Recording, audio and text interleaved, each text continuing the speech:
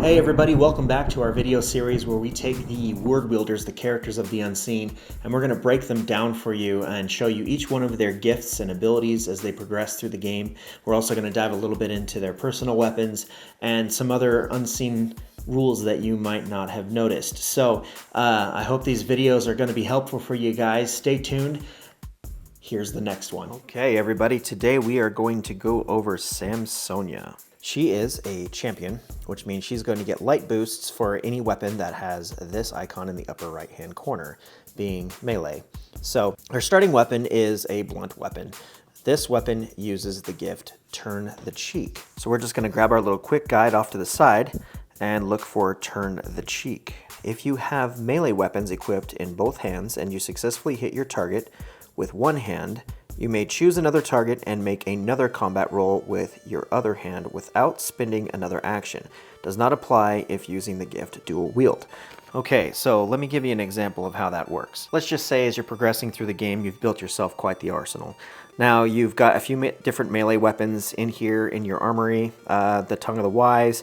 Let's put this one on. This is the King's Dagger. This blade can target monarchs even if they are shrouded in darkness, and it also gives her another +1. So we're going to put that in her alternate hand. Okay, keep in mind everybody that we are going to be using painted minis for the sake of it looks better on screen, but when you get the game, you're going to have these miniatures ready to paint, highly detailed, ready to roll. That's what they look like when they come out of the box. But again, as I said, we're going to use the painted miniatures because it looks better on screen. So Samsonja, Turn the Cheek. She's in this zone right here. She has a blade in both hands, which means they're both melee weapons. And she decides she wants to go after this hatred in her zone. And she rolls to attack. She got a 19. That means she hit this hatred. She takes it off the board, adds it to her LP. There's still a sickness in there. And since she has Turn the Cheek, she can use her alternate hand, which is the King's Dagger, giving her a +1 light boost. And she gets to go again without spending an action. She got an 8. That time she missed, so she would immediately have to block. Her block was not successful, so she would have become sick because she got struck back by sickness, placing the You Are Sick affliction on her green refinement level. We'll talk more about strikebacks in further videos, but I'm just going to give that to you as an example. Let's move on to the next thing. So you and your team have defeated the Prince of Doubt and you have gained your blue refinement level. She earns Opened Eyes and Intervention. These are two separate gifts. Let's go over the first one. Opened Eyes. Spend 2 actions to choose a +1 faith boost or a +1 light boost, then make a combat roll using an equipped weapon. If targeting a monarch, ignore Shrouded in Darkness. Okay, now let me give you an example. So Samsonja would spend 2 actions, and then she's going to choose a +1 faith boost or a +1 light boost. I'm going to go with the faith boost, which will increase my guard by 1.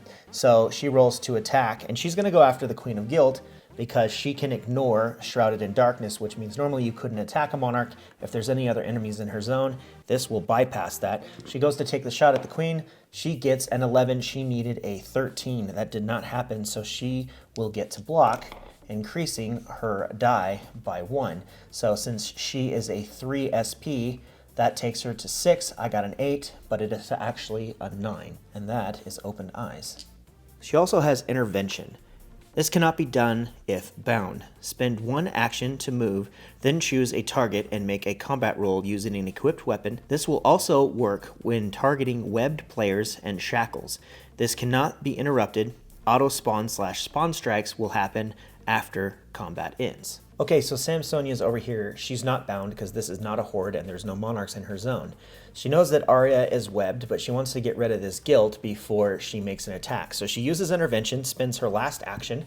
She slides into the zone and makes a combat roll against that guilt. She rolls. She got a 4. She missed, so she is going to guard.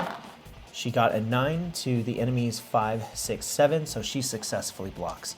That's Intervention. Now, Intervention also works if, let's just say, Arya is webbed. She could slide in there, and if she has a blade on, she can attack the webs and take those off instead. Now, if Arya was also in there and she was shackled by the King of Suffering, she could instead go after the shackles. Now, let's just say Samsonja wants to move into the pit and take out one of these guys over here. She can totally do that using Interventions. She slides in, she makes her attack, she successfully hits, takes the enemy from the board.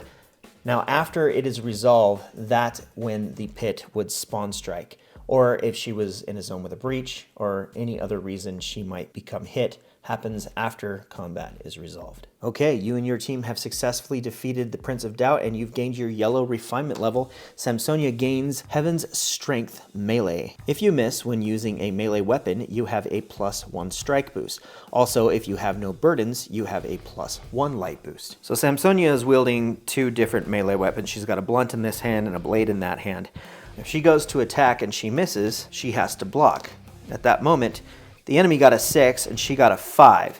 Well, her strike boost takes this die down by 1, so it's actually 5 versus 5, plus the enemy's attack, so she probably would have failed that block, but it does reduce the enemy. Now, if she doesn't have any burdens, which she does not, she would get a +1 light die, so when she goes to attack, it increases that die by 1, making that a 10. Very beneficial gift. It comes in handy in a big way, especially in higher levels. So you have collectively earned the red refinement level, the Sword of the Spirit. Samsonja gains dual wield blades. If both hands are equipped with melee, blade, or axe, add a white 20-sided die to your combat rolls. Your blue die represents your main hand and your white die represents your alternate hand.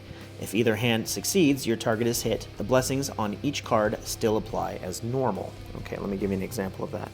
Now currently, Samsonja has her main weapon on, but it's a blunt weapon that does not work. This is dual wield blades, so she needs something with a sharp edge. Now this dagger is considered a blade. So she spends an action, or she prays for discernment, and goes into her armory and finds another melee weapon that is a blade or an axe. Right now, we'll just take the top card because it is the Tongue of the Wise. This is a great sword, keeps her from getting sick. Now, when she goes to make a combat roll, she's going to have 2 light die. The blue die represents her main hand, which is mentioned down here, and the white die represents her alternate hand. Now, when she goes to make a combat roll, only one of these weapons have to succeed, so she makes her combat roll against her target. Her main hand misses, but her alternate hand does hit successfully. So then she would take the enemy that she struck off the board or put the damage on it as it applies. Keep in mind that the blessings on both of these weapons do apply if they apply. Okay, so you guys have defeated the Counselor of Fear and you have gained your green refinement level. Samsonja gains the gift Push On. Once during a chosen phase, you may spend an action to move one zone. All darkness of one type, player's choice, in that zone are instantly removed. Add them to your LP deck. Push On cannot be combined with any other gift or blessing. Does not apply to breaches or monarchs. Auto spawn strikes will happen after this action is resolved. This is considered melee. Okay, so Samsonja is one zone away from the pit. There's a horde in here which is very threatening during darkness phase, so she decides she's going to use Push On to go after that horde, and she's going to choose to take out the Fear because that's the active card on top. She can choose any type of enemy, but we're going to go after Fear because they're hard to hit with anything other than melee. Keep in mind this can only be done once per chosen phase, so she spends her one action, she slides in there, makes her strike. You do not have to roll. She automatically takes these cards out, and she takes out all of the Fear. 1, 2, 3, and that's it. So she takes out 3 enemies. That's still a horde, puts that back in there, and then she gains all of this LP, and that is Push On. Now keep in mind that since she moved into the pit, after combat is resolved, the pit does still spawn strike. So a card would come out from the darkness deck, and she would have to block that doubt at that moment. Okay, you and your team have defeated the Duke of Sickness, and you've all gained your purple refinement level. Samsonja gains the gift Strength of Samson. Once your action/guidance tokens are all spent, you may roll your guidance die once. On a trust of 7, make one final combat action using an equipped melee weapon with a +1 light boost and a +1 faith boost. Now, Samsonja's gone through her whole turn. She spent her guidance prayer, her 3 actions.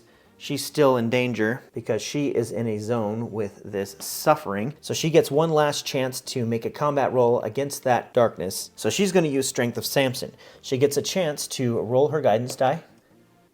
Now, if it is a 7 or better, which it's an 11, she gets to make one more combat roll. So she chooses to go after the suffering in her zone. She has dual wield blades.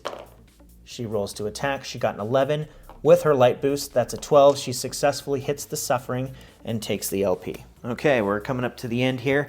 You have defeated the King of Suffering, and you've all gained your Black Refinement level, the Belt of Truth. Samsonja gains Battle Cry. This is a free action, meaning you can do this at any time during the chosen phase. You may spend your guidance prayer, Trust of 3, to make a battle cry. You and any wielders up to 1 zone away from you have a +1, -1 boost of your choice for the remainder of the chosen phase.